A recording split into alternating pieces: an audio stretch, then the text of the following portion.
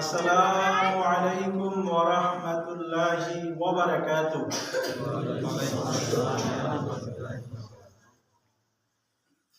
আলহামদুলিল্লাহি রাব্বিল আলামিন। والصلاة والسلام على سيد المرسلين وعلى آله وأصحابه وأزواجه وذريته وأهل بيته وعلماء أهل سنته أجمعين.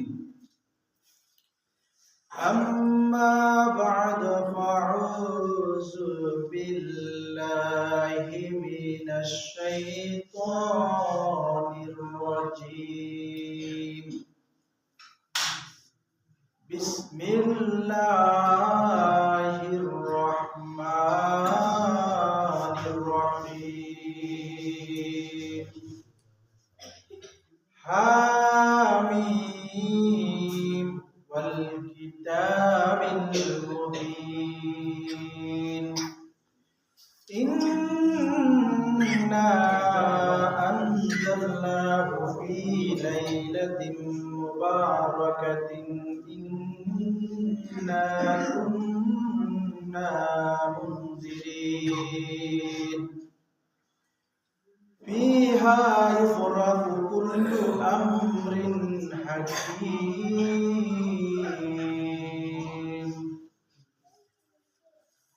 الآية. وقال تعالى: وما أرسلناك إلا رحمة للعالمين.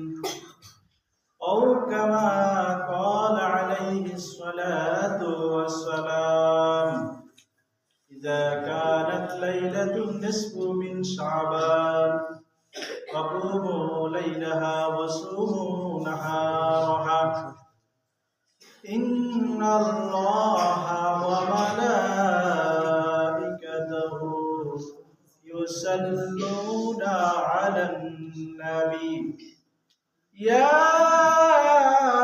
أيها الذين آمنوا صلوا عليه وسلموا تسليما. اللهم صل على سيدنا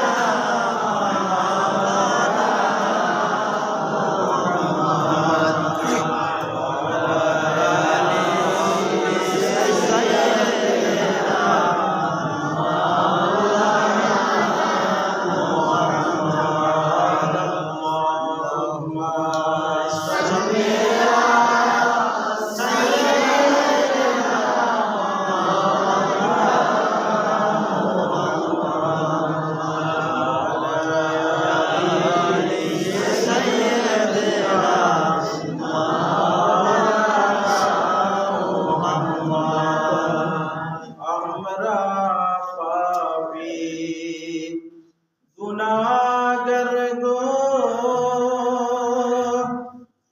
ও নবীজি আপনায় আমরা চিনলাম না, সেই কারণে রোজ হাসরে আমাদেরকে বুঝলেন না। আল্লাহুম্মা সাল্লি আলা সাইয়্যিদিনা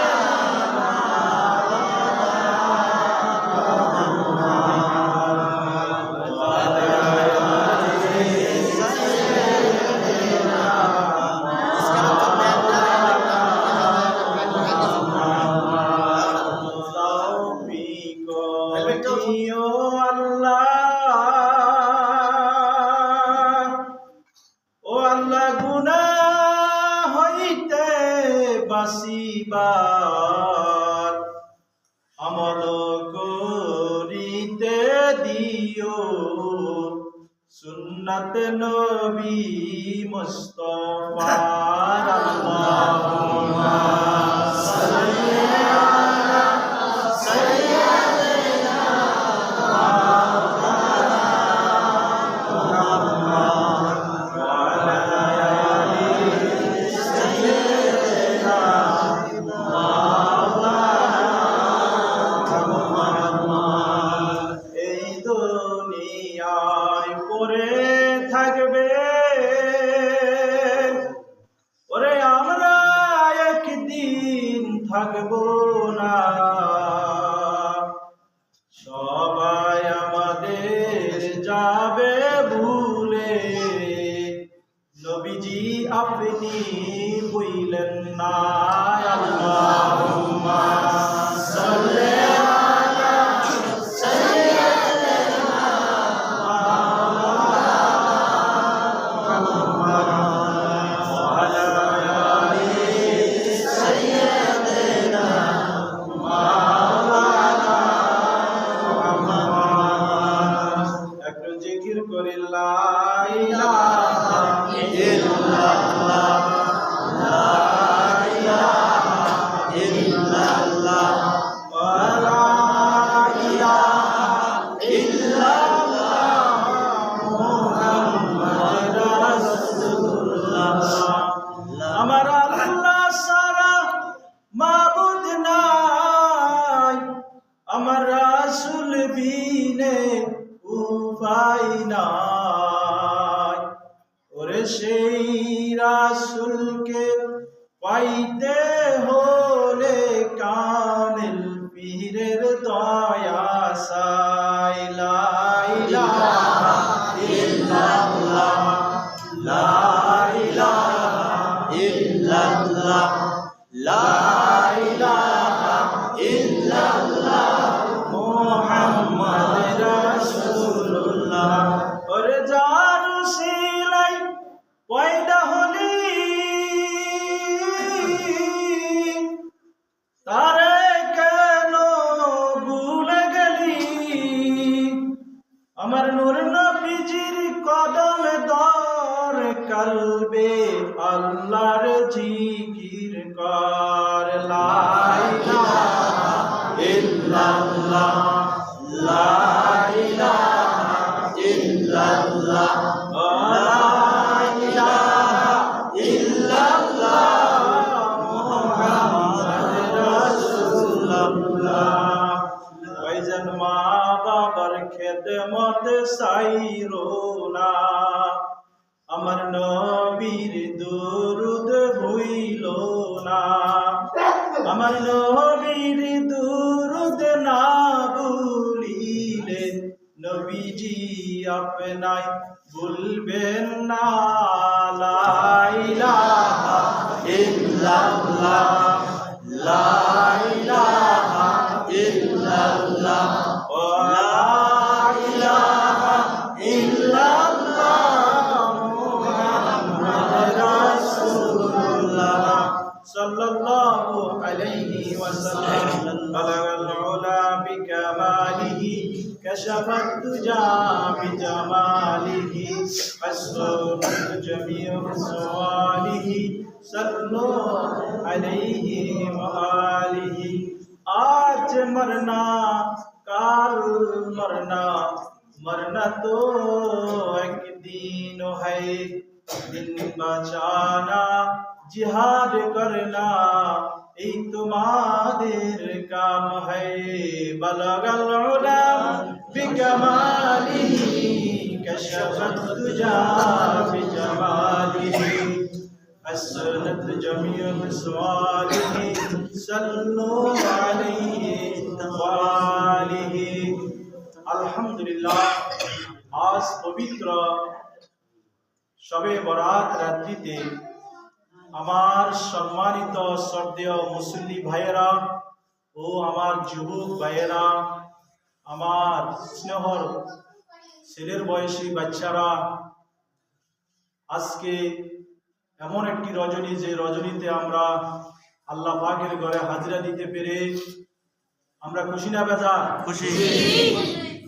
এবং পর্দার আড়ালে আমার মা বোনেরা, যেখান থেকে আমার মাইকের আওয়াজ যাচ্ছে, যত দূর কানে আওয়াজ যাচ্ছে, আমার সকল ভাইদেরকে আহ্বান করব, এই পবিত্র রজনীতে, এই জান্নাতের বাগানে, এই শবে বরাত হয়তো আমাদের জীবনের শেষ শবে বরাত, ঠিক কিনা? গত শবে বরাত আমাদের মাঝে অনেক মানুষ জীবিত ছিল, আজকে তারা অন্ধকার কবরে। কিছুক্ষণ আগেও পার্শ্ববর্তী এলাকা থেকে মারা গেল। বলেন ইন্না লিল্লাহি ওয়া ইন্না ইলাইহি রাজিউন। আল্লাহ পাক ওনাকে জান্নাতের উচ্চ মাকাম দান করুক। আমিন। এমন যত মানুষ গত শবে বরাত থেকে আজকের এই শবে বরাত পর্যন্ত যত মানুষ শহীদ হয়েছেন, যত মানুষ ইন্তেকাল করেছেন, ইসলামের জন্য যারা জীবন দিয়েছেন, আল্লাহ পাক সকলকে শহীদি তামান্না দান করে, সকলে বলি আমিন। আজকের মাইকের আওয়াজ যতটুকু যাচ্ছে, আমার সম্মানিত মুসল্লি ভাইদেরকে বলবো এবং পাশাপাশি মুসল্লি ভাইদেরকে বলবো, আজকের জান্নাতের বাগানে এই জলসাতে আপনারা হাজির হন এবং এখানে কিছু কুরআন ও হাদিসের আলোচনা হবে। আপনারা সকলে এখানে চলে আসুন। মাইকের আওয়াজ যতটুকু গেছে, আমার সকল ভাই বোন সবাই আমার সালাম গ্রহণ করুন। আসসালামু আলাইকুম ওয়া রাহমাতুল্লাহি ওয়া বারাকাতুহু। আমরা হাজার শুকর আদায় করি সে মহান রব্বুল ইজ্জত আল্লাহ পাকের দরবারে, যে মহান আল্লাহ তাআলা আমাদেরকে সুস্থ রেখেছেন, আল্লাহর ঘর এই জান্নাতের বাগানে আমাদেরকে হাজিরা দেওয়ার তৌফিক দিয়েছেন। জামাতের সহিত আমরা এশার নামাজ আদায় করতে পেরে এবং সর্ববৃহৎ এই পৃথিবীর বুকে মানচিত্রে আমরা ছোট্ট একটি মসজিদে আমরা আল্লাহর ঘরে হাজিরা দিয়েছি। আমরা খুশি এবং আল্লাহর দরবারে শুকর আদায় করি, বলি আলহামদুলিল্লাহ। আলহামদুলিল্লাহ ফজিলত কত বড় নিয়ামত! বিপদে আপদে, দুঃখে এবং সুখে আমার কোনো ভাই এবং বোনকে যদি আমি প্রশ্ন করি, আজকে থেকে এই আমলটা করবেন, আমরা যে অবস্থায় থাকি না কেন, আমরা এক মুসলমান ভাই আরেক মুসলমানকে যখন বলি ভাই আপনি কেমন আছেন, আমরা বলি, অনেকে বলে থাকি মোটামুটি, ভালো নাই, নানা রকম কথা বলি, ঠিক কিনা? আজকে থেকে আমরা আলাদা করব যে আমরা সবাই কেউ দুঃখে থাকি বা সুখে থাকি, খাই অথবা না খাই, আল্লাহর দরবারে বলবো মুখ থেকে আলহামদুলিল্লাহ। সমস্ত প্রশংসা কার? আল্লাহ। হযরত মুসা আলাইহিস সালাম আল্লাহর দরবারে তুর পাহাড়ে তিনি সেখানে আল্লাহর সাথে আল্লাহর ৭০,০০০ পদ্মার অন্তরালে থেকে আল্লাহর সাথে সওয়াল জবাব করতেন, বিভিন্ন বিষয় জানতেন। একদিন মুসা আলাইহিস সালাম আল্লাহর দরবারে যাচ্ছেন, দীর্ঘ 1 থেকে 2 মাস বৃষ্টির সময় কোনো বৃষ্টি নাই, খেতে খামারে কোনো পানি নাই, বিভিন্ন হাঁস আছে না, রাজহাঁস, হাঁসগুলো একত্রিত হয়ে গেল। যে রাস্তা দিয়ে মুসা আলাইহিস সালাম আল্লাহর দরবারে যায়, সমস্ত হাঁসগুলো একত্রিত হয়ে মুসা আলাইহিস সালামকে বললেন, আল্লাহর নবীরা মানুষের কথা, জীব জানোয়ারের কথাও শুনতে পায়, বল সুবহানাল্লাহ।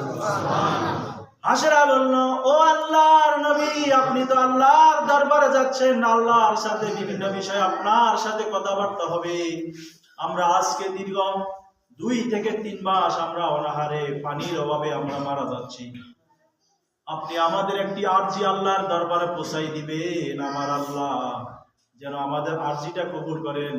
আল্লাহকে জিজ্ঞেস করবেন কখন বৃষ্টি দিবে, আর আমরা কখন একটু বৃষ্টি রহমতের পানি খাবো। বলুন সুবহানাল্লাহ। আল্লাহ পাক রব্বুল আলামিনের দরবারে যখন মুসা আলাইহিস সালাম গেলেন, মুসা আলাইহিস সালাম বিভিন্ন বিষয় জানার পরে বললেন, মুসা আলাইহিস সালাম চলে আসবে, কিন্তু আমার আল্লাহ বলে, ও মুসা আর কোনো প্রশ্ন নাই, তোমার কাছে চিন্তা করে দেখো আর কোনো কিছু আছে কিনা। মুসা আলাইহিস সালাম বললেন, আল্লাহ মনে পড়ে গেছে, আসার সময় আপনার কিছু হাঁস আমার কাছে ফরিয়াদ করেছে, আল্লাহ কবে বৃষ্টি হবে, বৃষ্টির অভাবে তারা অনেকে অনাহারী, অনেক কিছু খাইতে পারছে না, তাদের মধ্যে অনেকে অক্লান্ত হয়ে গেছে, কেননা পানির অপর নাম জীবন, ঠিক কিনা? এবার আল্লাহ পাক বলল, ও মুসা তুমি হাঁসদেরকে বলে দিবা আগামী 2 থেকে 3 মাসের ভিতরে কোনো বৃষ্টি দেওয়া হবে না। মুসা আলাইহিস সালাম যখন এই হাঁসদেরকে আসি বলল, হাসেরা সবাই মুসা আলাইহিস সালাম থেকে ওই প্রশ্নের উত্তর জানার জন্য আবার পথের মধ্যে বসে আছে। ও আল্লাহর নবী মুসা, আমার আল্লাহ কি বলেছে, আমাদের ব্যাপারে কি ডিসিশন দিয়েছে, আপনি একটু বলুন না। হাসিদেরকে উত্তরে তিনি বললেন, ও হাসেরা, তোমরা জেনে রাখো, আল্লাহ বলছেন আরো দীর্ঘ 3 মাসের ভিতরে কোনো বৃষ্টি হবে না। এবার মুসা আলাইহিস সালাম কথা শুনে হাসেরা কি বললো জানেন? হাসেরা বলল আলহামদুলিল্লাহ। তারা আলহামদুলিল্লাহ জিকির শুরু করে দিল। মুসা আলাইহিস সালাম সেখান থেকে 30-40 কদম যখন চলে গেলেন, আল্লাহ পাকের রহমতের জোশ মারলো, আকাশের মধ্যে মেঘ এসে গেল, একটি জলক মানে বৃষ্টি শুরু হয়ে গেল। একবার বলা যাবে কি সুবহানাল্লাহ। মুসা আলাইহিস সালাম বলল, ও আল্লাহ, আমি একজন আপনার নবী, একটা কীট পতঙ্গের কাছে, একটা প্রাণীর কাছে আমাকে লজ্জা দিয়ে দিলেন। এই লজ্জা আমি কোথায় রাখি? আমি তাদের কাছে মাত্র বলে গেলাম বৃষ্টি 3 মাসও হবে না, আর আপনি আল্লাহ কেন এই সেকেন্ডের ভিতরে আবার মত পরিবর্তন করে ফেললেন? আপনি কেন তাদেরকে বৃষ্টি দিলেন? এবার মুসা আলাইহিস সালাম আবার প্রশ্ন করলেন। আমার আল্লাহ বলে, ও মুসা, তুমি যখন বললা বৃষ্টি হবে না 3 মাস, তখন তারা কি উত্তর দিয়েছে? তখন মুসা আলাইহিস সালাম বলল, আল্লাহ, তারা আল্লাহর জিকির করলো, তারা আপনার শুকর আদায় করলো, আলহামদুলিল্লাহ বলেছে। তখন মুসা আলাইহিস সালামকে আল্লাহ বলল, ও মুসা, যারা না খাইয়ে 3 মাস না খাওয়ার পরেও আলহামদুলিল্লাহ বলতে পারে, আমি আল্লাহ কিভাবে এখানে বসে থাকি, আমি কিভাবে তাদেরকে আহার না দিয়ে থাকি, আমি তাদের ধৈর্য কিভাবে, তাদের আলহামদুলিল্লাহ বলাটা আমার আশা, যিনি আমার রহমতের জোশ মেরে ফেলেছে। বল সুবহানাল্লাহ। আমি বৃষ্টি দিতে কি হয়ে গেলাম? বাধ্য হয়ে গেলাম, কারণ আমার নাম রহমান, আমার নাম কি? রহিম। তাহলে আমরা এখান থেকে কি শিক্ষা গ্রহণ করবো বলেন? কেউ জিজ্ঞেস করলে মোটামুটি ভালো আছি না, কি বলবো আজকে থেকে? আলহামদুলিল্লাহ। অল্প আমালই নাজাতের জন্য যথেষ্ট। হাদিসটার নাম কি বলতে পারবেন? অল্প আমালই নাজাতের জন্য যথেষ্ট, বেশি কিছু দরকার নেই। আমরা আজকে রাত্রে কয়েকটা পয়েন্টে আলোচনা, ওই বিষয়ে আমরা কি আলোচনা করি আজকে, সেটা আমাদের হৃদয়ঙ্গম করতে হবে। সারা রাত আমরা আলোচনা করলাম, ফজর নামাজ আমি পড়লাম না, কোনো লাভ হবে না। তাম জিন্দিগি 80 বছর আলোচনাকে একসাথ করলে আর একটা সেজদার মূল্যকে একসাথ করলে, সেজদার মূল্য চাইতে বেশি কিছু নাই। বল সুবহানাল্লাহ। তাহলে আমি বললাম আজকে থেকে আমরা বিপদ আপদে কি বলবো? আলহামদুলিল্লাহ। মাইকের আওয়াজ যতটুকু যাচ্ছেন, দুঃখের সাথে আমি বলবো, আজকে এমন একটি রজনী, যে রজনীর রাতের আমল আমরা আরো 1500 বছর আগ থেকে করে আসতেছি, ঠিক কিনা? দুঃখের বিষয়, দীর্ঘ 100 বছর, 150 বছর, 50 বছর থেকে কিছু আমার ভাইয়েরা মসজিদ গুলাতে সবরাত রাত্রে টালা দিয়ে দেয়। বলেন নাউজুবিল্লাহ। তারা বলে যে আজকে রাতে ইবাদত করে নাকি বেদাত, আজকে রাত্রে আমল করে নাকি বেদাত। এক বক্তা গত বছর বলছিল সবরাত রাত্রিতে ইবাদত না করি বেশ্যাখানা যাইলে নাকি সওয়াব বেশি। বলেন নাউজুবিল্লাহ। আহলে হাদিস না আহলে খবিসের এক বক্তা বলেছে, ইউটিউবে আছে বক্তব্য। আজকে আমরা যারা এই মানুষদেরকে, এই ইসলাম আজকে আমাদের দেশে 90% মুসলমান, 95% এমনিতে আসছে, হাজার হাজার শহীদদের রক্তের বিনিময় এসেছে, ঠিক কিনা?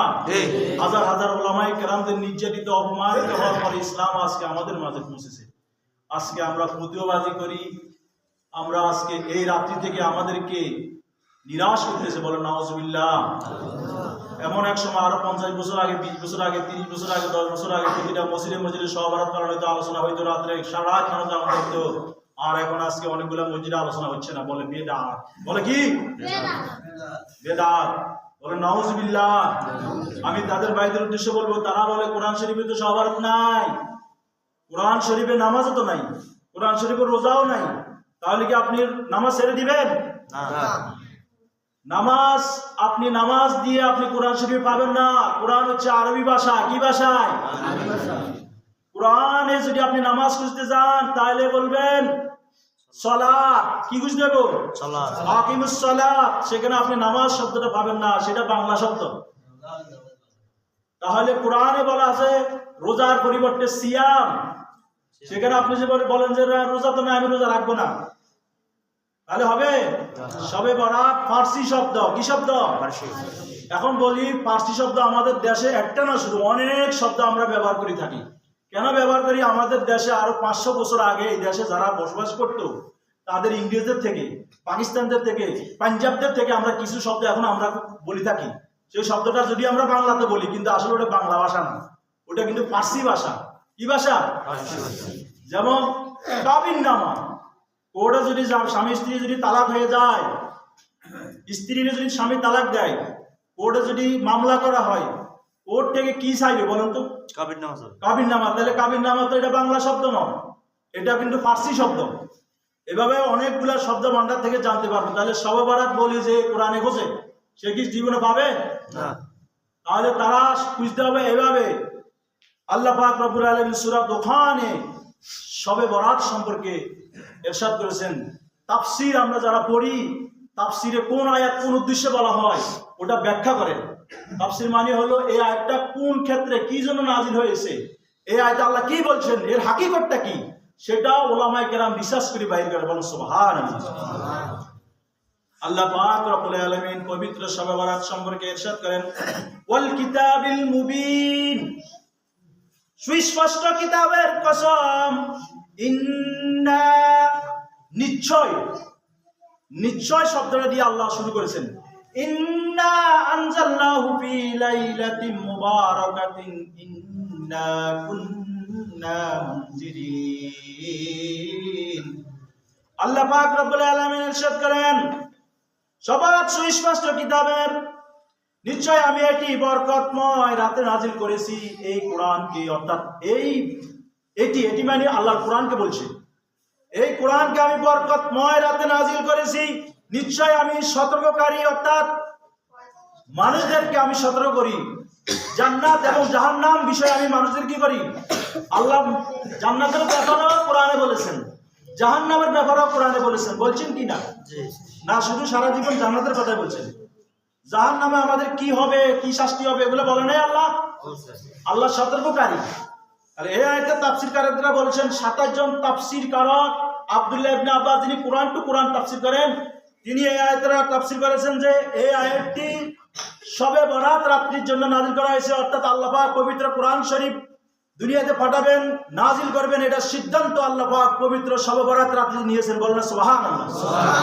তো যে রাত্রিতে আল্লাহ পাক কোরআন শরীফ নাজিল করার জন্য সিদ্ধান্ত নিয়ে থাকেন, সেই রাত্রিকে বেদাত বলার মতো কোন বাংলার জমিনে কেউ আছে? এবার আল্লাহ পাক বলেছেন, ফিহা ইউফরাকু কুল্লু আমরিন হাকিম, এই রাত্রিতে আমি সকল কিছুর ফয়সালা করি। আগামী 1 বছর আজকে দিন থেকে আগামী শবে বরাত পর্যন্ত কাদের মৃত্যু হবে আমি তাদের লিস্ট আজরাইলের হাতে লিপিবদ্ধ করে জমা দিয়ে দিই। এবং আগামী 1 বছরে কারা মারা যাবে, কারা জীবিত হবে, দুনিয়াতে আসবে কারা, যাবে কারা, এবং অ্যাক্সিডেন্টে কারা মারা যাবে, কে কাকে গুলি করে মারি ফেলবে, কে কাকে জবাই করবে, সমস্ত কিছু আল্লাহ পাক এই রাত্রি ঘোষণা করেন। বলুন সুবহানাল্লাহ। তাহলে আমরা কোরআন থেকে পাইলাম পবিত্র শবে বরাত। আমি মুসল্লি, আমি একজন মাওলানা মানুষ, আমি যদি এই মসজিদে নাও থাকি, যতদিন আপনারা এই দুনিয়াতে বেঁচে থাকবেন, পবিত্র শবে বরাত পালন করার জন্য আর কোনো দলিল লাগবে কিনা? আল্লাহ পাক রব্বুল আলামিন ইরশাদ করেছেন যে বনি আদম যখন মারা যাবে তখন শয়তান আসি বিভিন্ন ফতুয়া দেয়। শয়তান আসি বলে কি, মা বাবা সুরে করে আসে, আমি তো তোর আগে দুনিয়া থেকে চলে আসি কবরে। আরে কবর আসি শুনলাম যে আল্লাহ 10 গা 12 গা আছে। বলে নাউজুবিল্লাহ। তুইও 10-12 গা, আমি তোর আব্বা। শয়তান মা বাবার ছবি ধরে আসে। বলে নাউজুবিল্লাহ। ওই শয়তানকে মোকাবিলা করতে হবে বিনা দলিলে। আল্লাহ বিনা দলিলে কে? আল্লাহ। শবে বরাত পালনের জন্য আমার দলিল খোঁজা লাগবে না। এটা ইবাদত করি আমরা, এখানে কোনো গান বাজনা করি না। গান বাজনা করি না, কোন সরকারের আলোচনা করি না, আওয়ামী লীগ বিএনপি, আমরা এখানে কার আলোচনা করলাম? আল্লাহ। তাহলে আমল করার ক্ষেত্রে একটা জয়ীফ হাদিস যদি হয় সেটাও কিন্তু প্রযোজ্য। বল সুবহানাল্লাহ। কিন্তু আমরা বেদাত বলি, এটাকে অ্যাঙ্গার করে দিচ্ছি।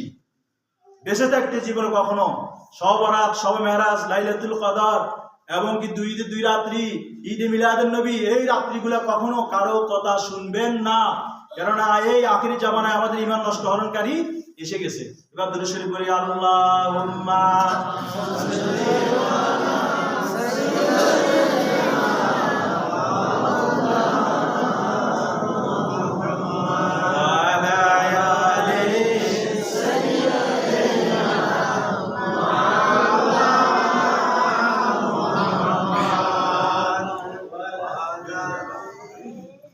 হাজরিন, মাইকের আওয়াজ যতটুকু যাচ্ছে আমি বলবো, আপনি অন্য এলাকার লোক হোক না কেন সমস্যা নাই, কোরআন ও হাদিসের আলোচনা সবাই শুনতে পারে, ঠিক কি না? কেউ যদি কোনো বাপের বেটা যদি তার যদি বুকের মেঝে যদি পাঠা থাকে যে না সে সব বরাতকে বেদাত বলবে, তাহলে সে আমার সাথে, আমি নগণ্য গোলামের সাথে সে বসুক।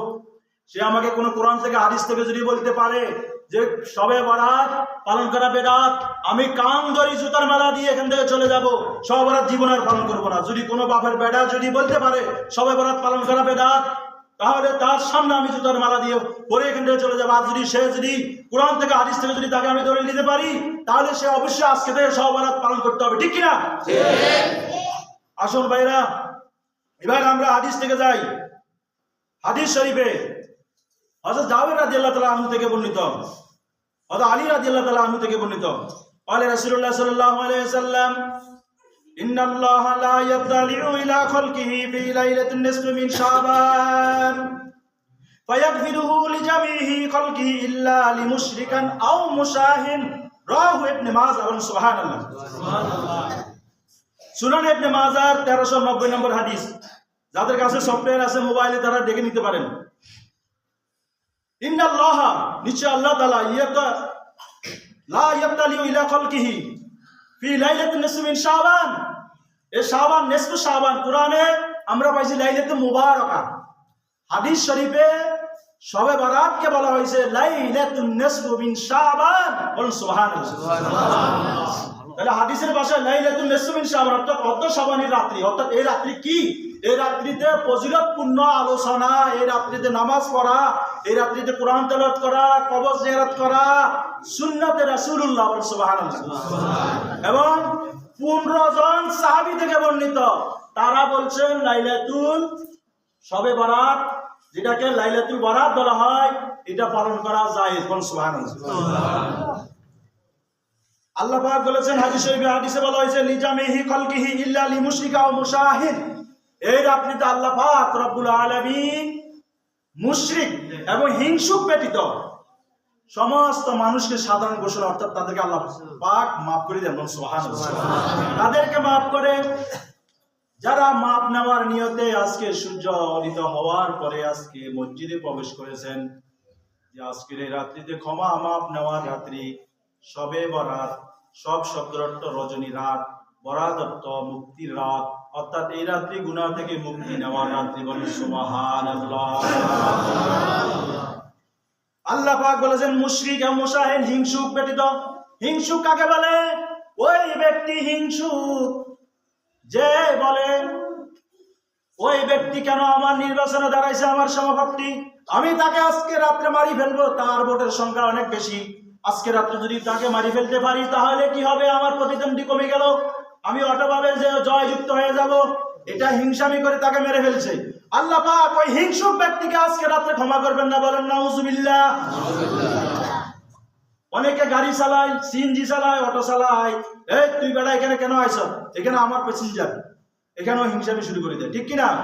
এভাবে এভরিথিং, সকল কাজে যারা হিংসামি করে, ভাই ভাই হিংসামি করে, 1 কোটা জমির জন্য ভাইকে কল্লা ফেলাই দেয়, 1% জমির জন্য ভাই ভাইকে জবাই করে দেয়, বাবাকে জবাই করে দেয়, ঠিক কিনা?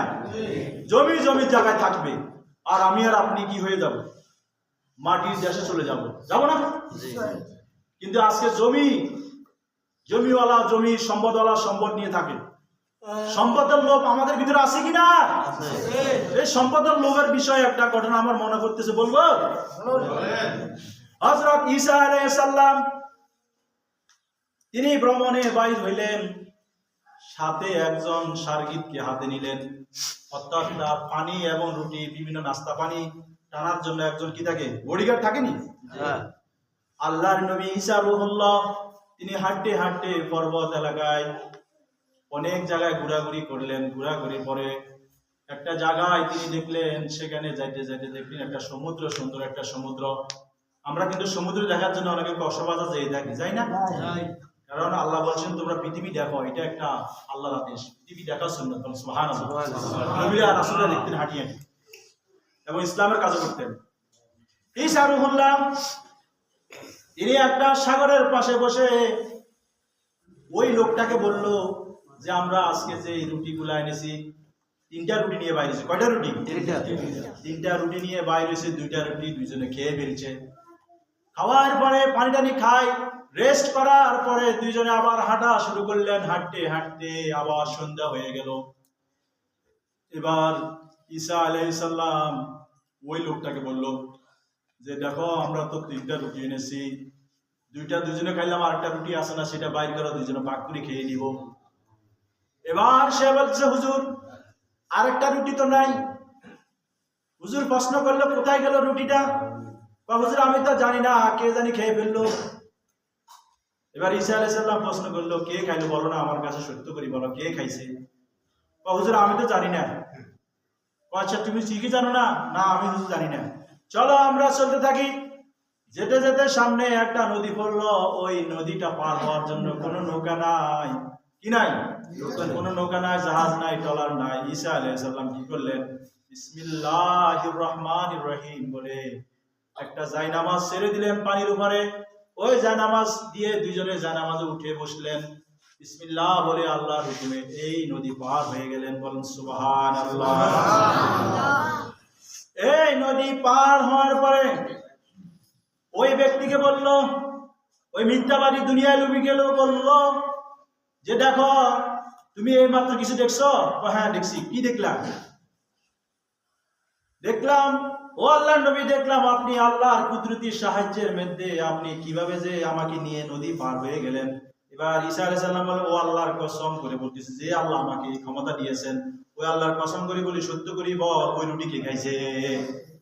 এবারও সে বলে না হুজুর আমি খাই নাই, আমি জানি না হুজুর গো, আমি জানি না। তার মুখ থেকে সত্য কথা কিন্তু বাইর করা যাচ্ছে না। এবার আর দূর সামনে গেলেন, হাঁটতে হাঁটতে গেলেন একটি বকরিকে। ঈসা আলাইহিস সালাম সেটা আনলেন, আনি জবাই করলেন, ওটা রান্না করে খেয়ে ফেললেন।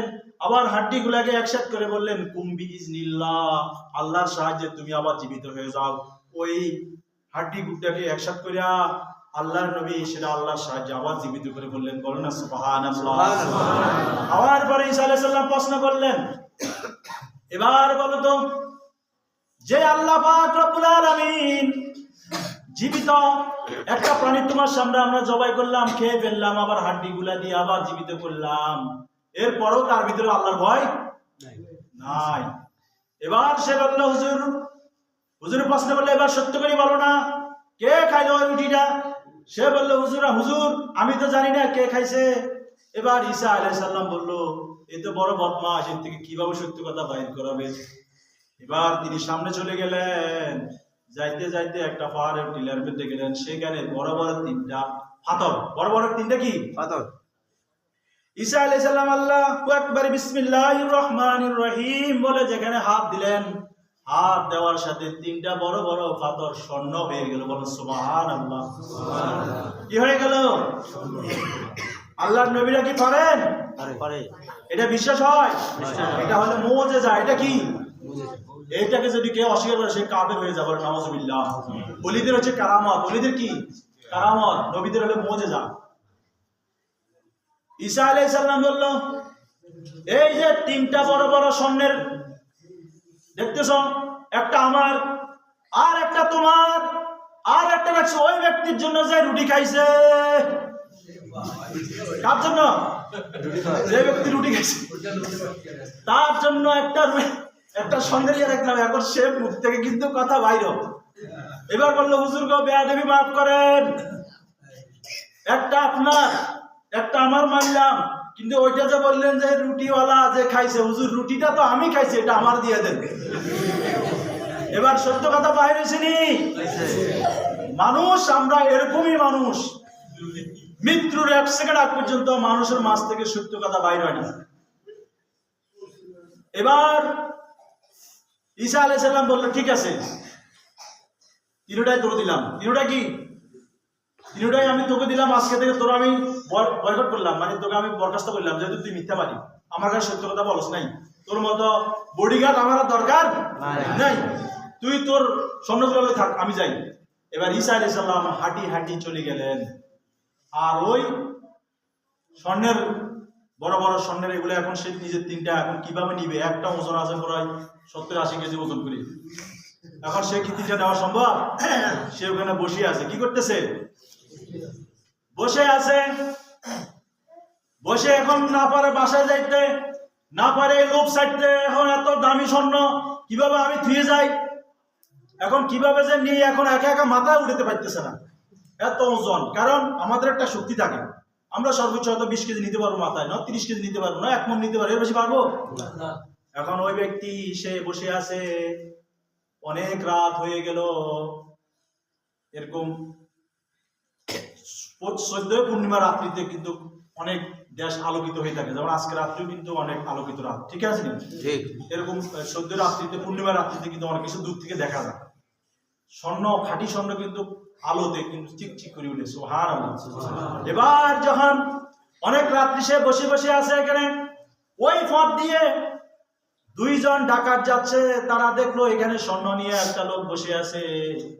ওই 2 জন ডাকাত বলল, এরে সারা জিন্দেগি যত ডাকাতি করলাম, আর ডাকাতি মনে হয় করা লাগবে না, আলাউদ্দিনের স্যারক আমরা মনে হয় আজকে পেয়ে গেলাম।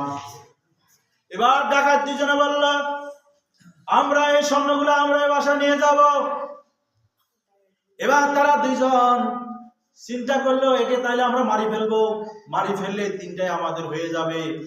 2 জনে যখন তলোয়ার নিয়ে তাকে মারার জন্য আসলো, সে বলল, ভাই আমাকে মারিস না, তোরা ভয়, আমি তোদের জন্য বাজার থেকে কিছু নাস্তা পানি নিয়ে আসি, ভাই আমরা 3 জনে এটা ভাগ করে নিয়ে যাব, কেউ কাউকে মারার দরকার নাই, কি নাই দরকার নাই। এবার তারা কি করলো, ওই 2 জনকে এখানে বসায় রাখলো, আর যে অরিজিনাল মালিক সে গেল বাজারে। বাজারে যাওয়ার পরে সে যেতে যেতে চিন্তা করে, হিংসুক কি হিংসুক বলেন তো, 3 জন 3টা নিলে কোনো সমস্যা আছে? এবার তার ভিতরে আবার হিংসা জেগে গেছে। আমি আজকে যতগুলো পয়েন্টে কথা বলবো সবকিছু আপনাদের মনে রাখতে হবে এবং ওই অনুযায়ী আমল করতে হবে। আজকের আলোচনাটা হিংসুকের উপর, ওই যে বলছিলাম হাদিসে, হিংসুক ব্যক্তিকে আল্লাহ কি করবেন না। আমার এই আলোচনার উদ্দেশ্য হলো ভাইয়েরা, সামনে নির্বাচন। বলেন তো, এই নির্বাচনে আমি যদি একজন এমপি হইতে পারি, এমপি হলে কি আমি আলাউদ্দিন স্যার পাবো না? তাহলে এমপি হতে যায় আজকে আমরা সাধারণ যুবকদেরকে ব্যবহার করতেছি, ঠিক কিনা? যুবকের হাতে অস্ত্র দিয়ে দিচ্ছি, অমুককে মেরে ফেলবি তোকে দিব 10,000, অমুককে মেরে ফেলবি, অমুকে গুম করে ফেলবি তোকে 2,000 দিব। আজকে আমার ভাইয়েরা, যুবক ভাইয়েরা ওই মানুষদের হাতে ওদের থেকে অস্ত্র নিয়ে যাচ্ছে, অথচ তারা বসে থাকে এসি রুমে, আর আমার যুবক ভাইয়েরা সামান্য কিছু টাকার জন্য জবাই করে দিচ্ছে। গৃহের পার এখানে একটা মাঠ আছে, আমি কিছুদিন আগে গত মাসে না শুনলাম একটা লোকের জবাই করে মারি ফেলছে এখানে, ওই যে বলে নিচে রাখছে। আমি এটা কিন্তু খবর পাইছি, ফেসবুকে ইউটিউবে দেখছি, এটা ভাইরাল কিন্তু সারা বাংলাদেশে জানে।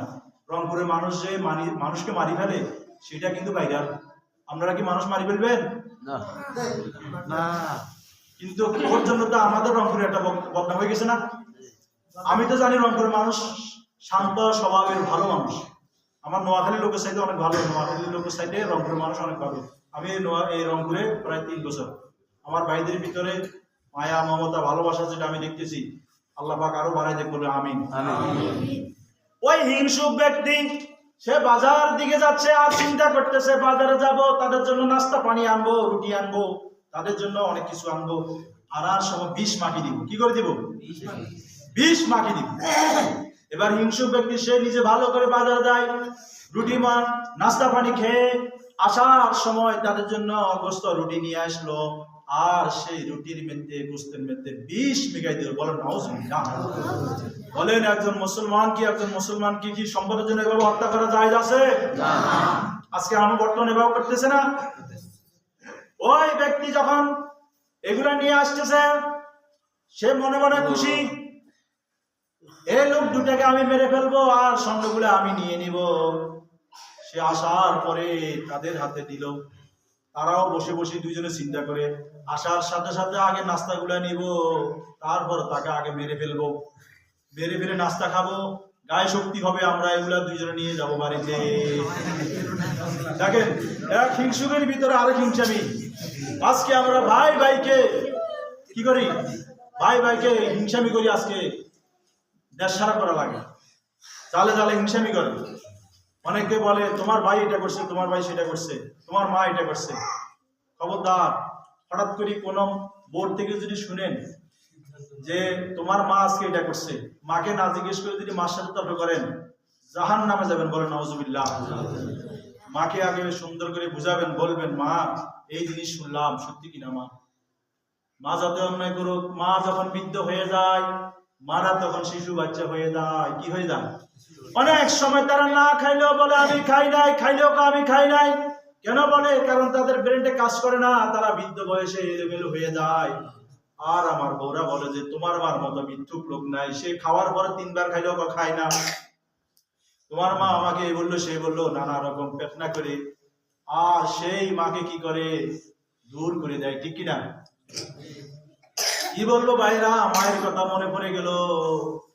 আমার এক যুবক ভাইয়ের ঘটনা বলি, আলোচনা আমি আসবো। এক যুবক ভাই, সে প্রেম করেছে। বর্তমানে আমার যুবক ভাইরা প্রেম করেনি, কয়টা করে? মেসেঞ্জারও 210টা তো থাকবেই, ফেসবুকে কয়টা আছে আল্লাহ পাকে জানে, আর টিকটক অন্যান্য কি কি আছে এগুলো তো আছে। ঢাকা ভার্সিটির বিপি যারা হয়তো আগে আমি সরকার থাকতে অনেকে বলতো এই ছেলেরা, মানে যে বিপি আর কি, সে ক্লাসরুমে আনতো লোকগুলাকে, আনি বলতো এই তুই বলছো তোর কয়টা প্রেমিক আছে? সে যদি বলো আমার একটাও নাই, এক থাপড় মারবো গাল ভাই। কি বলো বেড়া তুই, তোর প্রেমিকা নাই, 2 সেটটা 5টা না থাকলে তোর কি বেড়া? তোর মানুষ হলিনি, তুই পুরুষ হলিনি, মানে জোর করে হলেও করাইবে। তো এখন সে ওই যুবক এমন এক মেয়েকে ভালোবাসে, যার ভালোবাসায় সে কি হয়ে গেল? বিমূঢ় হয়ে গেল। এবং ওই মেয়ে তার থেকে, মানে ওই ছেলের থেকে বাঁচার জন্য, যদিও তার, আমরা অনেকে কিন্তু মোবাইলে প্রেম করার সময় কালো সাদা অনেক কিছু না দেখেও প্রেম করি না? তুমি যেরকম হও না কেন, আমি তোমাকে অনেক ভালোবাসি, আসলে কিন্তু বাস্তবে কিন্তু তা নয়, এটা মন থেকে বলি ফেলে, এটা আবেগে বলে। এটা কি বলে? আবেগে বলে। এখন সেও এরকম, মেয়েটাও তাকে এরকম ভালোবেসে ফেলে, কিন্তু মেয়েটা ছিল অনেক সুন্দরী এবং সে ছিল অনেক বড় লোকের মেয়ে। ছেলেটা কিন্তু কতটা বড় লোক না, সে গরিব হত দরিদ্র ছেলে। এখন মেয়েটা চিন্তা করলো এই ছেলের থেকে অনেক গভীর অন্তরঙ্গ হয়ে গেছে, এখন তার থেকে কিভাবে তারা বাদ দেওয়া যায়। দেখার পরে তাদের মোটিভেশন চেঞ্জ হয়ে গেছে। ছেলেটা কিন্তু দেখি তো খুশি, আলহামদুলিল্লাহ এত সুন্দর নারী আমার জীবনে, আমি তো ধন্য। আর মেয়েটা চিন্তা করে হাইরে কার লোক প্রেম করলাম, না দেখি না জানি প্রেম করলাম, ছেলেটা আমার পছন্দ না। এবং তার থেকে বাইর হওয়ার জন্য একটা পন্থী আঁকলো। কি করলো? সে বলল তুমি আমাকে বিয়ে করতে পারো, একটা শর্ত আছে। কি শর্ত? বলে তুমি যদি তোমার মাকে জবা করে, যদি তোমার মায়ের কলিজা যদি আমার হাতে ধরা দিতে পারো, তাহলে আমি তোমাকে বিয়ে করতে রাজি আছি। মেয়ে এই কথা বলার উদ্দেশ্য হইল, এই কথা তো কখনো কোনো ছেলে করতে পারবে না, পারবে না। তার মানে এমন শর্ত দিমু যে শর্ত সে পাইত না, তার মানে তার থেকে আমার আল্লাহ বিচ্ছেদ হয়ে যাবে। কি হয়ে যাবে? বিচ্ছেদ হয়ে যাবে। এবং ওই ছেলেটা ওই মেয়েটাকে এত ভালোবাসে যে তাকে ছাড়া বাঁচবে না। সে পানি খায় না, ভাত খায় না, সে চিন্তায় পড়ে আছে। 1 দিন নয় 2 দিন নয়, দীর্ঘ 6 থেকে 7 দিন সে চিন্তায় মগ্ন। কি করবে? এত বড় শর্ত কিভাবে পালন করবো? পরে সে শয়তানের ধোঁকা এসে চিন্তা করলো, আরে শয়তান তার যুক্তি দেয়, তোর মা এখন বয়স হয়ে গেছে, কয়দিন পরে এমনিতে মারা যাইবো, তুই এত সুন্দরী নারীকে কেমনে হাতছাড়া করবি? আর সেকে বিয়ে করলে তো তুই তো অনেক ধনবান হয়ে যাবি, অনেক কোটিপতি জামাই হয়ে যাবি। এরকম বুদ্ধি আসেনি মাথার ভিতরে? এটা কি লোভ না?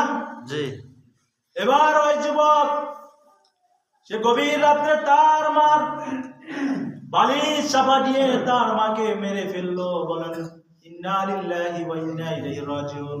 এবং সে একা একা তার মায়ের সিনা মুবারককে কেটে কলিজাটা বাহির করে সে হাঁটতে হাঁটতে ওই নারীর বাড়ির দিকে রওনা দিল। নাউজুবিল্লাহ। আল্লাহ পাক রব্বুল আলামিন বলেছেন, মা বাবার সেবা করা, আল্লাহর পরে মা বাবার খেদমত করা গুনাহ। বনি ইসরাইল আল্লাহ পাক ইরশাদ করেন, বিসমিল্লাহির রহমানির রহিম। وَقَضَى رَبُّكَ أَلَّا تَعْبُدُوا إِلَّا إِيَّاهُ وَبِالْوَالِدَيْنِ إِحْسَانًا إِمَّا يَبْلُغَنَّ عِندَكَ الْكِبَرَ أَحَدُهُمَا أَوْ كِلَاهُمَا فَلَا تَقُل لَّهُمَا أُفٍّ وَلَا تَنْهَرْهُمَا وَقُل لَّهُمَا قَوْلًا كَرِيمًا واخفض لهما جناح الذل من الرحمن وقل رب ارحمهما كما ربياني صغيرا। আল্লাহ পাক রব্বুল আলামিন মা বাবার ব্যাপারে ইরশাদ, ওয়াকাদা রব্বুকা, তোমার প্রভু তোমাকে নির্দেশ দিচ্ছেন। আমার আল্লাহ কি দিচ্ছেন? নির্দেশ দিচ্ছেন।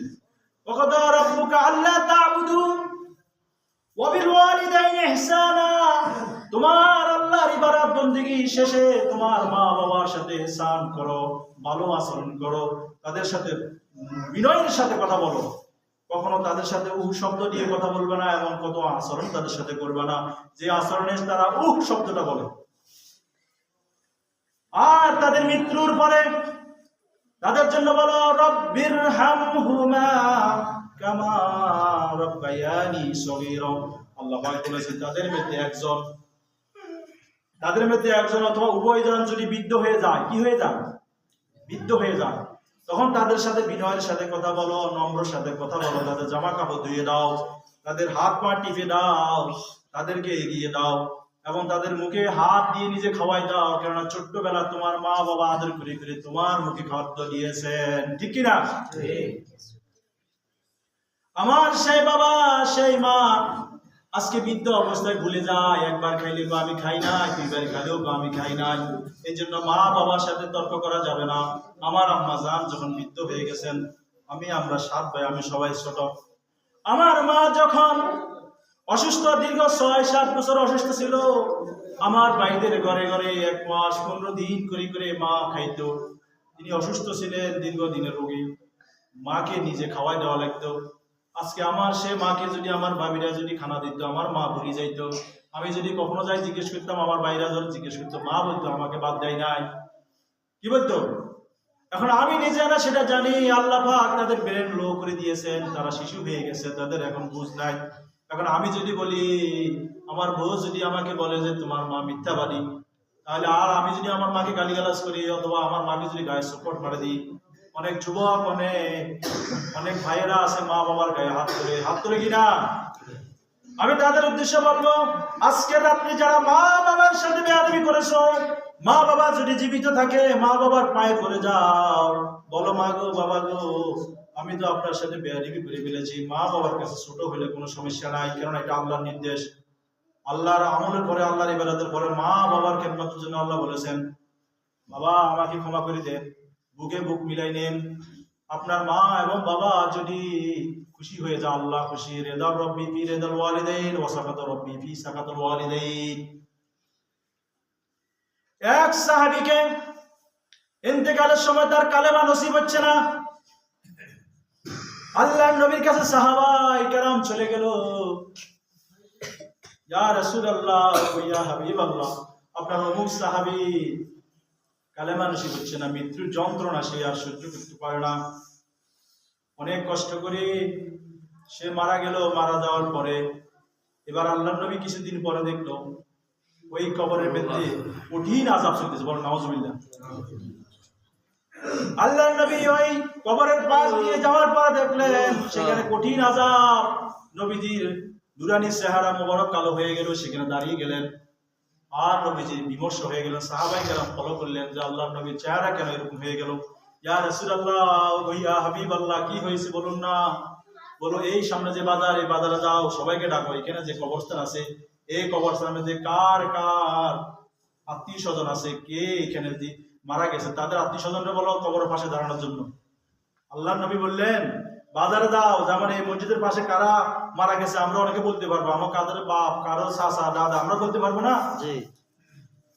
সাহাবায়ে কেরাম বাজারে ঘোষণা দিলেন, আল্লাহর নবীজি বললেন অমুক কবরের পাশে সবাই যাও, কার কার মা বাবা সেখানে আছে কবরের পাশে দাঁড়াও। সবাই কবরের পাশে দাঁড়িয়ে গেল, কিন্তু হতভাগা যে ব্যক্তির কবরে আযাব হইতেছে কিন্তু ওই কবরের অভিভাবক কেউ নেই। আল্লাহর নবী আরো চিন্তা করে গেলেন, তিনি ঘোষণা দিলেন, এলাকা ঘোষণা দাও, এই কবরের লোক কে আছে, আত্মীয় স্বজন কে আছে, তাকে আসতে বলো। অনেক খোঁজাখুঁজির পরে দেখলেন একজন বৃদ্ধ মহিলা আসতেছে, লাঠি ভর করে সে আসতেছে। আসার পরে ওই কবরের পাশে আসি বলল, ইয়া রাসূলুল্লাহ ওগো ইয়া হাবিবাল্লাহ, এই কবরে যেই ছেলেটা শায়িত এই ছেলের মা আমি দুঃখিনী। রাসূলুল্লাহ সাল্লাল্লাহু আলাইহি ওয়াসাল্লাম বললেন, মা আপনার ছেলের কবরে যে আযাব হচ্ছে, ওই আযাব যদি এই দুনিয়ার মানুষ দেখতো তাহলে তাদের দুনিয়ায় ছেড়ে দিয়ে তারা পাগল হয়ে যেত। মাগো আপনার ছেলে আপনার সাথে কি বেয়াদবি করছে, আপনি বলুন আপনার ছেলেকে আপনি ক্ষমা করবেন কিনা। আপনি মা যদি ক্ষমা না করেন এই কবরে জীবনেও সে মাফ পাবে না। বলেন নাউজুবিল্লাহ। ওই মা বলল আমি মাফ করব না, ওই মা বলল আমি মাফ করব না, সে আমাকে অনেক কষ্ট দিয়েছে, সে তার বউয়ের মতো কথা শুনে আমাকে ঘর থেকে লাথি মারি বের করে দিয়েছে, আমাকে সে বনে জঙ্গলে রেখে এসেছে, আমাকে সে বাদ দেয় নাই, আমাকে সে কাপড় দেয় নাই, আমি মানুষের বাড়ি বাড়ি গিয়ে ভিক্ষা করেছি, এই বৃদ্ধ বয়সে 2-3 দিন উপবাস থাকতাম, দীর্ঘ বাড়ি বাড়ি যদি কখনো যদি হাত পাইতাম কেউ দিত তাহলে আমি খাইতাম। আমি নিজের সোনার শরীর কঙ্কার করে এই সন্তানকে মানুষ করেছি, এই সন্তান বিবাহ করাইলো, এই সন্তান আজকে তার জায়গা জমি আমার থেকে নিয়ে গেল, আজকে সে তার বউ নিয়ে আরামসে থাকে, আর আমি মা জননী বাড়ি বাড়ি ভিক্ষা করি খাই, এই কষ্ট করি আমি বাড়িতে কখনো আসতে পারি নাই, আমাকে সে বাড়ি থেকে বাইর করে দিয়েছে। ইয়া রাসূলুল্লাহ, সে আমাকে অনেক মারধর করেছে, আমি তাকে মাফ করবো না। আমি আল্লাহর কাছে বলেছিলাম, ও আল্লাহ আমার সন্তানকে দুনিয়াতে আযাব দিও না, আমি দেখতে পারবো না, আমি সইতে পারবো না, কিন্তু কবরে তাকে আযাব দিও। বলো নাউজুবিল্লাহ।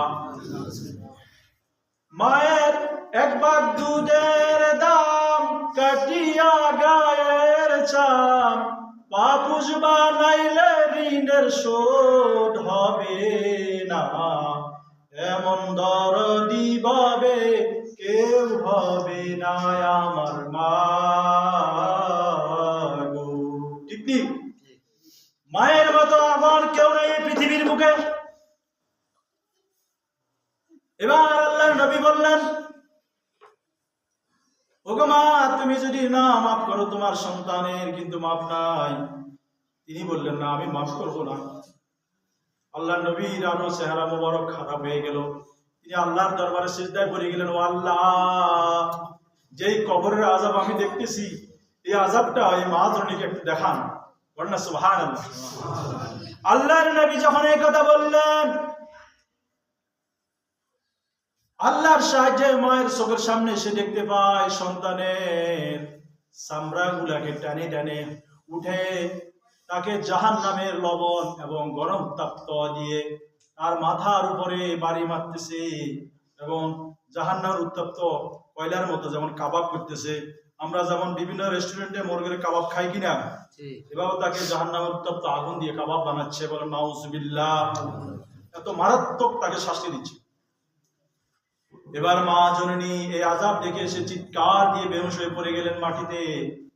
দীর্ঘক্ষণ সে বেহুশ হয়ে গেল। হুঁশ হওয়ার পরে সে আল্লাহর নবীকে বলল, ইয়া রাসূলুল্লাহ ওয়া ইয়া হাবিবাল্লাহ, আপনার কদম মোবারকে আমি নিসার, আমার মা বাবা আপনার জন্য কুরবান হোক।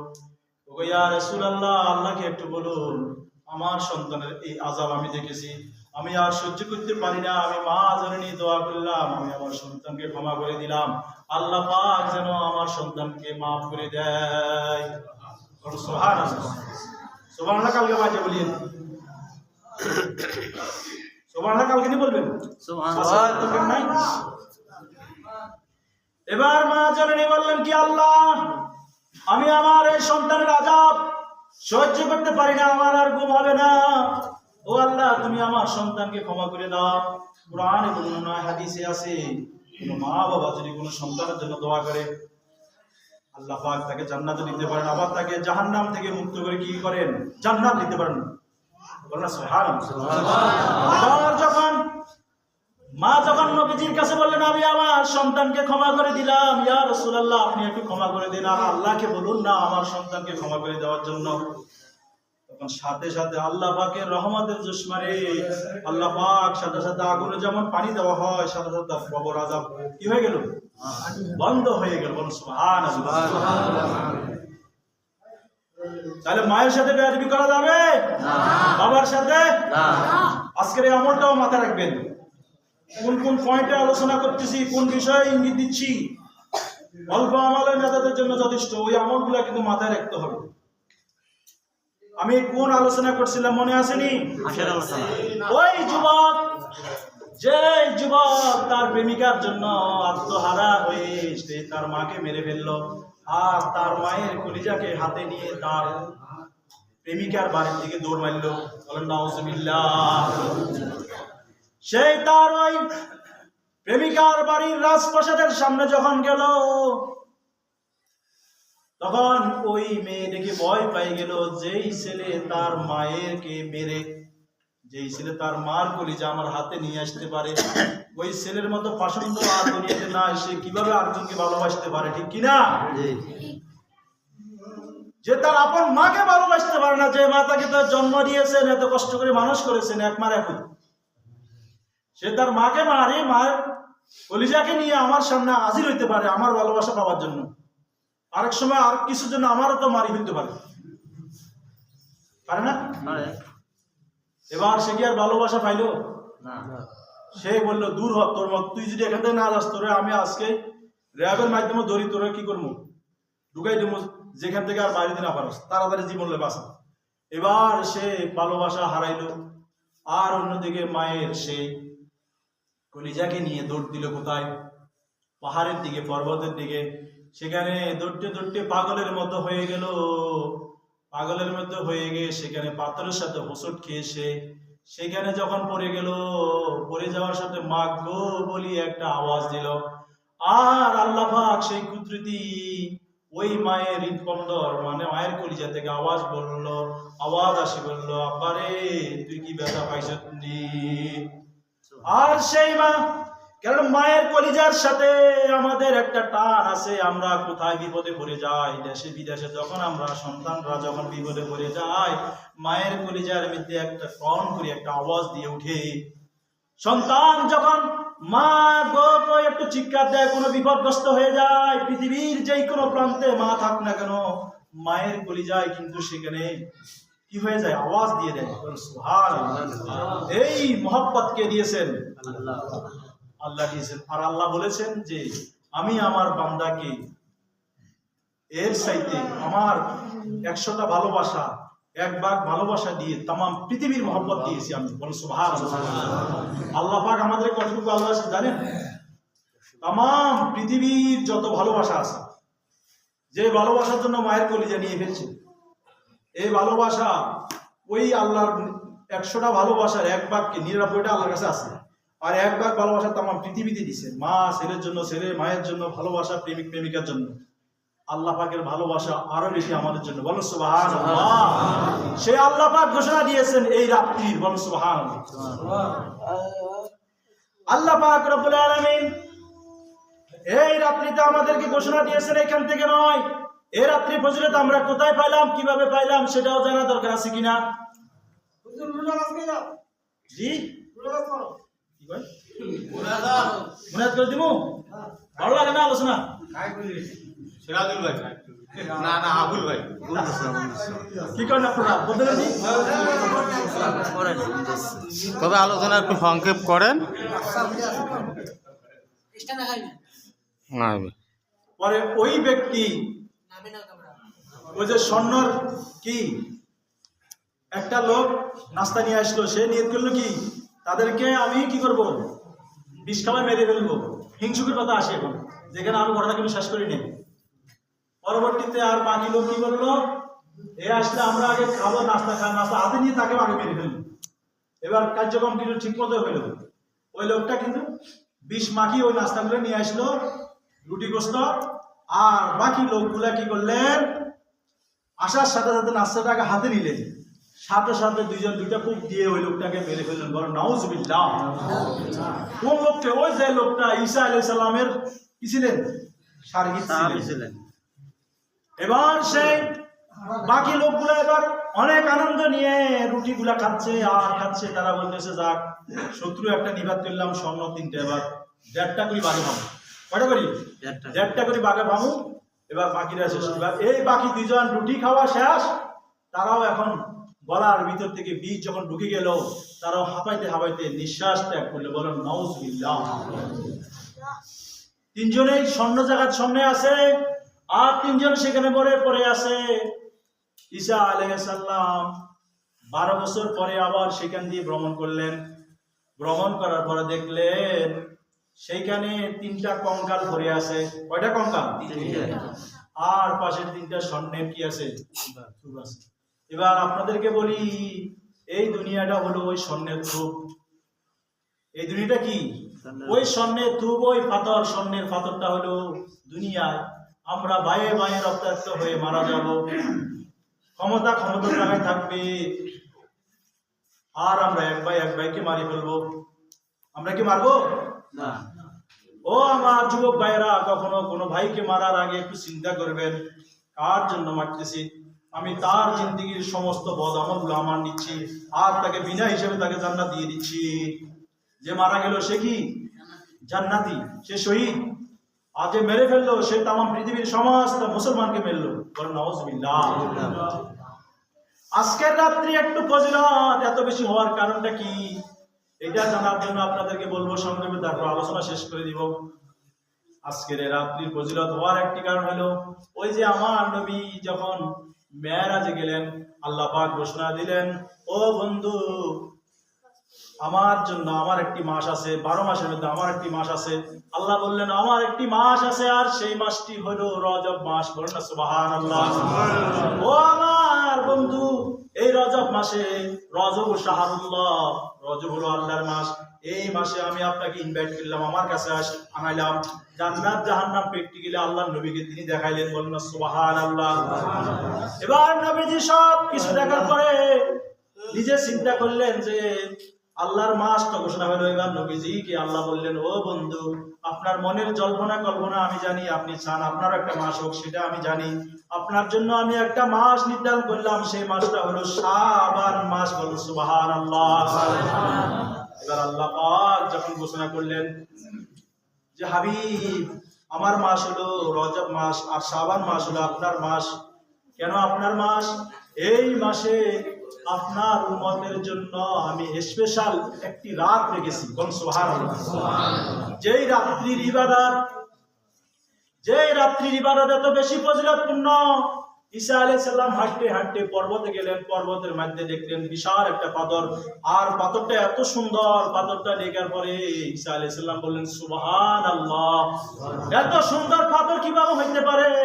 ঈসা আলাইহিস সালাম আল্লাহর দরবারে বললেন, ও আল্লাহ, এত সুন্দর পাথর। ঈসা আলাইহিস সালামকে আল্লাহ পাক বললেন, ও আমার বন্ধু, আপনি এত আশ্চর্য হয়েছেন, এর ভিতরে আরো কিছু আছে, আপনি একটু আঘাত করুন। আঘাত করার সাথে সাথে দেখলেন ভিতরে একজন লোক নামাজরত অবস্থায় বসে আছে। বলেন না মারহাবা। এবার তিনি ওই ব্যক্তিকে সালাম দিলেন। সালাম দেওয়ার পরে বললেন, ভাই আপনি কে? নাম তো জানা। ঈসা আলাইহিস সালাম তিনি নামাজরত অবস্থায় তিনি ধ্যান মগ্ন ছেড়ে দিয়ে ঈসা আলাইহিস সালাম বললেন, ওয়া আলাইকুম আসসালাম, ঈসা রুহুল্লাহ, আপনি না আল্লাহর নবী ঈসা? এবার তিনি হতবাক হয়ে গেলেন যে আমি ওনার নাম জানি না, আর এই ব্যক্তি এখানে পাথরের ভিতরে, সে আমার নাম কিভাবে জানলো? বলেন সুবহানাল্লাহ। তিনি ঈসা আলাইহিস সালাম তাকে প্রশ্ন করলেন, ও আল্লাহর বান্দা, আপনি এত বড় আমল কিভাবে করলেন? এখানে কিভাবে ঢুকলেন? আপনি এখানে কত বছর আছেন? তিনি বললেন, আমি এখানে 60 বছর আছি। বলেন সুবহানাল্লাহ। কত বছর? 60 বছর আমি এখানে আছি। এবার ঈসা আলাইহিস সালাম আরো আশ্চর্য হয়ে গেলেন। তিনি বলেন সুবহানাল্লাহ, 60 বছর এই পাথরের ভিতরে আল্লাহর এই বান্দা, আল্লাহর এই ওলি। তিনি বললেন, ও আল্লাহর বান্দা, আপনি এখানে 400 বছর কি খাই আছেন? তিনি বললেন, আপনি চান কিছুক্ষণ পরে ওয়েট করেন, কিছুক্ষণ পরে দেখবেন আমার সামনে কি আসে। কিছুক্ষণ পরে দেখলেন জান্নাতি ফল ফ্রুট নাজ নেয়ামত সবকিছু হাজির হয়ে গেছে। বলেন সুবহানাল্লাহ। এবার ঈসা আলাইহিস সালাম বললেন, ও আল্লাহ, আমার জীবনে এত আশ্চর্যজনক জিনিস আর আমি দেখি নাই। এই লোকের মতো এত বড় বুজুর্গ ব্যক্তি আমার জীবনে আমি দেখি নাই। মনে হয় যেন এই ব্যক্তির মতো আমলদার, এই ব্যক্তির মতো ফরেজদার আর দুনিয়াতে নাই। ওই ব্যক্তি এই কথা শুনে কান্নাকাটি শুরু করে দিল। এবার ঈসা আলাইহিস সালাম জিজ্ঞেস করলো, আপনি কান্না করেন কেন? আপনি এত ভালো ভালো খাচ্ছেন এখানে, আর এখানে আল্লাহর ইবাদত করেন, আপনি আবার কান্না করেন কেন? তিনি বললেন, ও ঈসা, ও আল্লাহর নবী, আপনি বলেছেন যে আমার মতো বুজুর্গ আর নাই, আমার চাইতে বুজুর্গ ব্যক্তি আল্লাহ পাক আখিরি জাবান আর আখিরি নবী মুহাম্মদ রাসূলুল্লাহ সাল্লাল্লাহু আলাইহি সাল্লামের উম্মতকে দিয়েছেন, যারা পবিত্র শবে বরাত রাত্রিতে 2 রাকাত শুধু নফল নামাজ পড়ে। কয় রাকাত? 2 রাকাত যদি নফল নামাজ পড়ে এবং ওই রাত্রিতে ইবাদত বندگی করে, আল্লাহ দিদার জন্য যদি একটি রাত কুরবানি করতে পারে, আল্লাহর জিকিরে আজকারে ইবাদতে বندگিতে ওই একটি রাতের ইবাদত আমার মতো যুবকের 400 বছরের ইবাদতের চাইতে বেশি মূল্যবান। বলেন সুবহানাল্লাহ। সুবহানাল্লাহ। ঈসা আলাইহিস সালাম শুনে আশ্চর্য হয়ে গেল, ও আল্লাহ, আমি আপনার দরবার ফরিয়াদ করি, এত আশ্চর্য জিনিস দেখলাম, আর এর সাথে আশ্চর্য জিনিস নাকি মুহাম্মদ রাসূলুল্লাহ সাল্লাল্লাহু আলাইহি সাল্লামের উম্মতের জন্য আপনি রেখেছেন এই শাবান মাসের মধ্য রজনীতে নিসফে শাবানে পবিত্র শবে বরাত রাত্রিতে যে ব্যক্তি 2 রাকাত নফল নামাজ আদায় করবেন, আল্লাহ পাক রব্বুল আলামিন ওই বনি ইসরাইলের ওই আল্লাহর বান্দার 400 ইবাদত বندگির চাইতে বেশি মূল্যবান সওয়াব এই নবীর উম্মতকে দিবেন, কারণ এই মাসটা আমার নবীর মাস। বলেন সুবহানাল্লাহ। সুবহানাল্লাহ। এবার আল্লাহর নবী আল্লাহর দরবারে ফরিয়াদ করলেন, ঈসা আলাইহিস সালাম, আল্লাহ আমাকে সেই নবীর উম্মত হিসেবে পাঠান, আমি সেই নবীর উম্মত হয়ে দুনিয়াতে আবার আসতে চাই। বলেন সুবহানাল্লাহ। বলুন তো, বিনা দরখাস্তে আমরা সেই নবীর উম্মত হইলাম, বিনা দরখাস্তে সেই নবীর উম্মত হয়ে আমরা সেই নবীকে চিনলাম না, আমরা সেই নবী কি করলাম না? চিনলাম না। এবার আল্লাহর নবী মনে মনে আক্ষেপ করে, আল্লাহর মাসও পাইলাম, আমার মাসও পাইলাম, আমার উম্মতের জন্য যদি আল্লাহ একটা মাস দিত, মনে মনে এটা কল্পনা করতেছে। আল্লাহ বলতেছেন, ও হাবিব, আপনি মনে এখন কি বলতেছেন আমি আল্লাহ জানি, আমার মাস গেল, আপনার মাস গেল, আর রমাদান মাসটা রেখে দিয়েছি আমার বান্দার জন্য আর আপনার উম্মতের জন্য। বলেন সুবহানাল্লাহ। কেননা রমজান মাসে